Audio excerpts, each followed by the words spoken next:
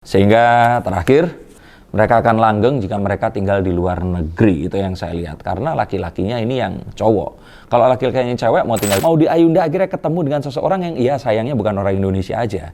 Mungkin kalau orang Indonesia tuh ini mirip-mirip kayak Menteri Pendidikan kita. Pria bukan orang Indonesia atau ekspat.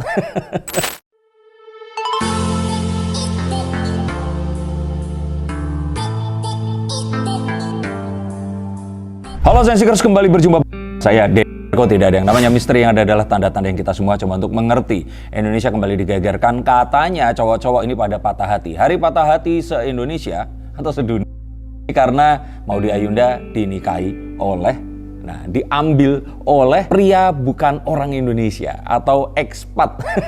Setelah kemarin Raisa yang diambil oleh Hamis Daud, kali ini Maudy Ayunda diambil oleh Jessie Choi. Ini opa dari Korea Selatan ya, tentu saja ya, yang ditemuinya saat dia menuntut ilmu di Amerika Serikat, tepatnya di Stanford University di California. Nah, kenapa kok ujuk-ujuk seperti ini dan akankah mereka akan langgeng? Kita langsung akan lihat. Dan siapa sih sebenarnya Jessie Choi ini tadi? Kenapa kok hati Maudy Ayunda ini sampai tertarik pada opa Korea dan bukannya menikahi saja produk-produk Indonesia? Kita akan langsung lihat dari kartu yang pertama udah langsung jatuh.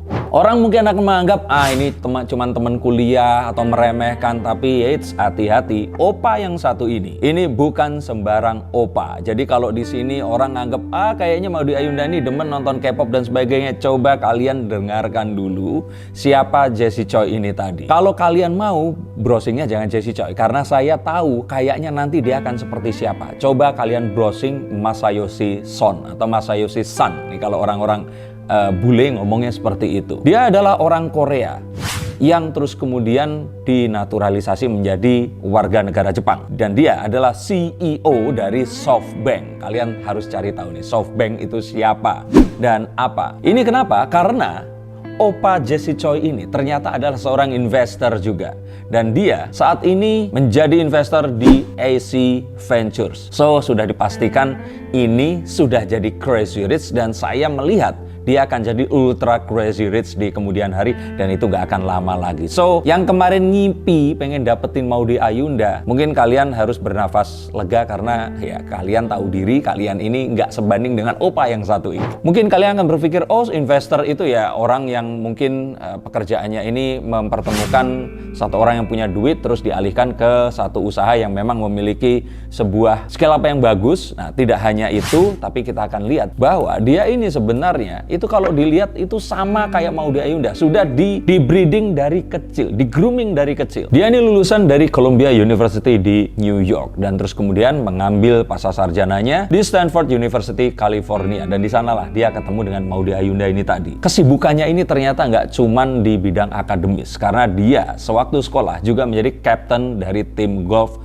di sekolahnya. Dia juga pernah menjabat sebagai presiden klub Science, dan saat lulus dia menjadi lulusan kedua terbaik di SMA-nya, atau kita menyebutnya, atau mereka sering menyebutnya sebagai salutatorian. Dan gak hanya itu, saat kuliah dia ini menjadi dewan mahasiswa dan aktif di Tau Beta Pi, dan itu tidak menghalanginya untuk lulus dengan predikat magna cum laude. Jadi kebayangkan semua ini tadi dia lalui dengan segudang prestasi, yang mana dia ini sebenarnya kelahirannya di Korea, terus kemudian pindah ke Amerika dan menjadi warga Amerika. Dan kali ini konon katanya dia rela meninggalkan Amerika untuk pergi ke Indonesia, ikut sama Mbak Maudy ini tadi. Dengan pernikahan yang digelar dengan adat Jawa dan juga menggunakan pakaian Korea juga ada juga di sini. Walaupun fotonya ini masih sedikit sekali ada di dunia maya, tapi kita akan langsung tahu kalau sebenarnya mereka berdua ini memang bibit bebet bobotnya sudah sama, seimbang, setara. Dan saya lihat kalau seperti ini tuh kayaknya ikut happy juga gitu loh. Kalau ketemu tuh kayak, kalian suka nonton ini nggak sih video-video yang satisfying di media sosial, kayak ngatur satu benda di atas meja, atau misalkan membersihkan karpet yang kotor dan sebagainya. Melihat sesuatu itu in order pada tempatnya dan akhirnya bener gitu, hati ini tuh ikut senang. Padahal saya nggak ada hubungan keluarga atau kerabat dengan mereka berdua. Saya juga nggak terlalu suka dengan K-pop atau Korea-Koreaan, tapi ini rasanya kayak happy aja lihat Maudy Ayunda akhirnya ketemu dengan seseorang yang sayangnya bukan orang Indonesia aja. Mungkin kalau orang Indonesia tuh ini mirip-mirip kayak Menteri Pendidikan kita lah, Mas Menteri Nadiem Makarim. Jadi orang yang memang dari kecil itu udah kan. Nah, walaupun saya melihat bahwa sebelum pernikahan ini penuh dengan segala kebimbangan, karena yang laki-laki ini kan berkarirnya kan di luar negeri dan terutama di US ya. Tapi Maudy Ayunda yang memiliki jiwa nasionalisme yang tinggi ini, kita tahu bahwa beberapa kali dia didapuk untuk menjadi perwakilan Indonesia saat mantan Presiden US Obama datang ke Indonesia. Terus kemudian saat kemarin ini juga menjadi salah satu juru bicara di G20.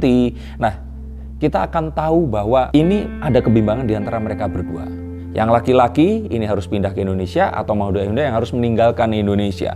Tapi itu tidak menghalangi pernikahan akhirnya dilakukan dan saat ini mereka sudah sah menjadi suami dan istri. Tapi akhirnya mengalahnya itu dia pindah ke Indonesia. Terus kemudian Jessie Choi yang mengaku atheist ini atau tidak percaya dengan Tuhan akhirnya memeluk agama Islam untuk Maudy Ayunda. Atau memang dia terpanggil ya. Tapi kalau menurut saya kalau karena pernikahan ya nggak apa-apa juga awalnya begitu. Siapa tahu nantinya dia akan terpanggil imannya dan mungkin akan mendapatkan hidayah. Tapi artinya fokusnya nggak di situ, fokusnya di kebahagiaan antara Jessie Choi dan Maudy Ayunda dan akhirnya mereka bisa memupus kebimbangan ini dan mereka saat ini ada di Jakarta dan sepertinya memang yang ngalah ini laki-laki untuk pergi ke Indonesia dahulu.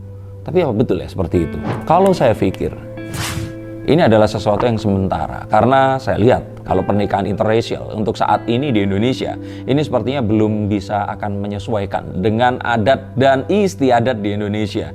Jadi kalau memang mau lebih happy, sebenarnya akan lebih baik saran dari kartu saya ini, mendingan mereka berdua ini stays di US, tinggal di sana. Dan kalaupun ternyata nasionalisme Maudy Ayunda ini besar, seharusnya Maudy ini bisa menjadi seorang diplomat atau memperjuangkan Indonesia dengan dia tinggal di sana juga. Ini adalah satu hal yang sebenarnya harus dipertimbangkan.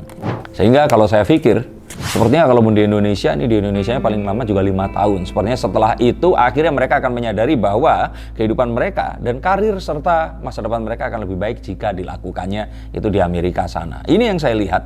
Dan walaupun ini secara langsung nggak ada hubungannya dong dengan nasionalisme, karena bisa saja kita memperjuangkan Indonesia tapi di luar negeri, tapi saya lihat bahwa mereka berdua ini akan lebih happy kalau tinggalnya di sana. Tapi yang saya lihat, kalau saya pikir sih di sini masa depan mereka berdua kapanpun saat di sini maupun nanti saat pindah ke sana ini sama-sama bersinar.